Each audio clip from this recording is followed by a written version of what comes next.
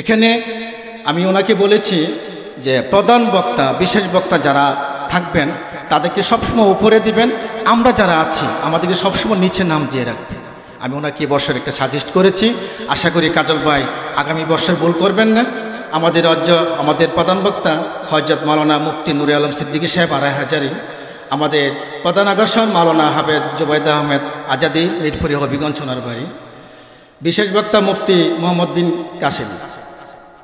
আজকে আমাদের মাঝে আমরা 4 জন বক্তা কাজল ভাই উপস্থিত করতে পেরেছেন, আমরা সকলে বলি আমিন।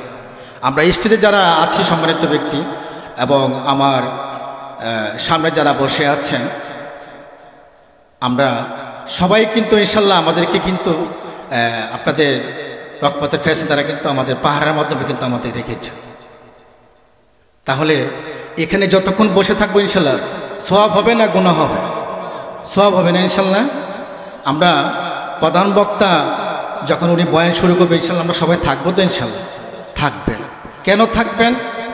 একটা ইজ্জতের বিষয়, এলাকার সম্মানের বিষয়, এলাকার আপনারা যারা আছেন বাবার সমতুল্য, আপনাদের সম্মানের বিষয়। আমার কলিজার টুকরা যুবক ভাইরা যারা আছেন ইনশাল্লাহ সবাই থাকবেন। থাকবেন না ইনশাল্লাহ? থাকবেন। আমি বরাবরই আপনারা জানেন প্রত্যেকটা মাহফিলে বলেন প্রত্যেকটা প্রতিষ্ঠানে যেখানেই হোক আমি পিতামাতার কথা বলি। আমি আমার যে পিতামাতার যে বিষয়গুলো আমি বলি, যখন আমি আমার কথা দিয়ে শেষ করে ফেলি ইনশাল্লাহ। হ্যাঁ, আমি যখন বিয়ে করেছি তখন 1 বছর পরে আমার কলিজার টুকরা আমার সন্তান আল্লাহর দন, আপনার একটা আল্লাহর দন ছেলে দিয়েছেন আমার আল্লাহ। সেই যখন আপনার আমার ওয়াইফের পেটে যখন ধারণ করেছে তখন আমাকে বলেছে যে সে বাচ্চার মা হয়েছে। আমি অনেক খুশি হয়েছি। এই যে তার দীর্ঘ যে 10 মাস তার যে কষ্ট সেটা আমি নিজ চোখে দেখেছি। তাহলে যে কষ্ট করেছে, যে ব্যথায় ব্যতীত হয়েছে, আস্তে আস্তে যখন বাচ্চা বড় হয়েছে পেটের মধ্যে তার যে কষ্ট, অনেক সময় সে আপনার ব্যথা খেতে পারে না। একটু বড় হয়েছে সে ভিতরে লাথি মারতেছে, সে ব্যথা, সে এ পাশে শুইলে ভালো লাগে না, এ পাশে শুই কায়ত হয়, সোজা হয়, উঠে বসে।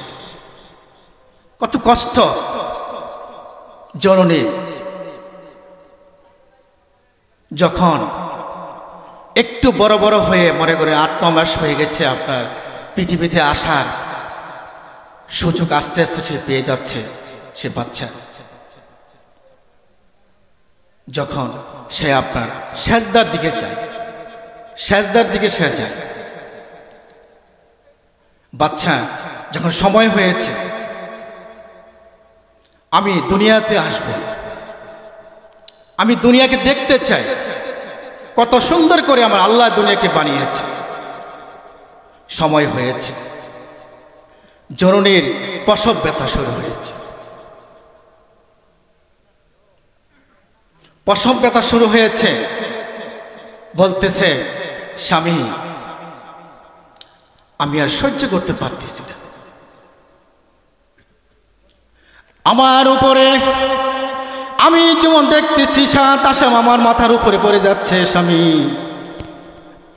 আমাকে তুমি আমার পাশে থাকো, আমার জন্য দোয়া করো। জননীর ব্যথায় অস্থির হয়ে গেছে, অজ্ঞানের মতো হয়ে গেছে। বাচ্চা এমন ভাবে মনে করেন ভিতরে লড়াচড়া শুরু করতেছে, আর জননী আর সহ্য করার মতো আর সুযোগ পাচ্ছে না। স্বামী গো তুমি আমাকে ক্ষমা করে দিও। ভূমিষ্ঠ হয়ে গেল বাচ্চা। বাচ্চা ভূমিষ্ঠ হওয়ার পরে পৃথিবীতে আসার পরে সেই বাচ্চাকে সে মার কাছে নিয়ে তুলে ধরল। তুমি দেখো তোমার সন্তান হয়েছে। যে দেখার পরে তার ব্যথা সবকিছু ভুলে গেছে। একটু প্রসবের ব্যথা যদি আমাদের পুরুষদেরকে দেওয়া হয়, আমার মনে হয় না সে অজ্ঞান ছাড়া জ্ঞান তার থাকবে, আমার মনে হয় না। ডক্টর তাই বলে। এমন জনদেরকে আমরা কষ্ট দিয়ে থাকি, আমরা কষ্ট দিয়ে থাকি। আমার পর্দার আড়ালের মা বোনদেরকে আমি বলবো, যারা আপনারা সন্তানের মা হয়েছেন, আপনাদেরকে অনুরোধ থাকবে আপনারা সবসময় সন্তানকে সুশিক্ষা শিক্ষিত করে তুলবেন। পিতামাতাকে আপনার সবসময় আপনারা ভালোভাবে আপনারা দেখভাল করবেন, পিতামাতাকে যত্ন করবেন, পিতামাতাকে ভালোবাসা দিবেন। পিতামাতার খ্যাতমত ছাড়া আপনি কোনো কিছুই আপনি আখিরাত আশা করতে পারেন না। আলেমদেরকে মনে কষ্ট দিয়ে কখনো আপনি আখিরাত আপনি আশা করতে পারেন না। ময়মুমিনদের মনে কষ্ট দিয়ে কখনো আশা করতে পারেন না। আমি আমার কলিজার টুকরার কথা বলতেছি, আজকে আমার পিতামাতা দুনিয়াতে নাই। আমার পিতামাতার জন্য আপনারা সবাই দোয়া করবেন। আমাদের প্রধান বক্তার আজকে আমাদের মাঝে উপস্থিত হয়েছেন, আমাদের প্রধান বক্তার কথা শুনে ইনশাল্লাহ আমরা এখান থেকে যাব। আমার পিতামাতার জন্য আপনারা দোয়া করবেন, আমার মা জননীর জন্য দোয়া করবেন আপনারা। আমি বারবার আপনাদের কাছে আসি আমার মায়ের জন্য, আমার পিতার জন্য দোয়া চাওয়ার জন্য। আপনারা সবসময় আপনারা যেখানে পাশাপাশি আপনারা থাকেন ওয়াজ মাহফিলে, আমি আমার পিতামাতার জন্য বলে থাকি পর্যায়ক্রমে আমি যতদিন বেঁচে থাকবো আপনাদের মাঝে আমার পিতামাতার জন্য দোয়া চেয়ে যাবো ইনশাল্লাহ। আপনারা পিতামাতার জন্য দোয়া করবেন তো ইনশাল্লাহ?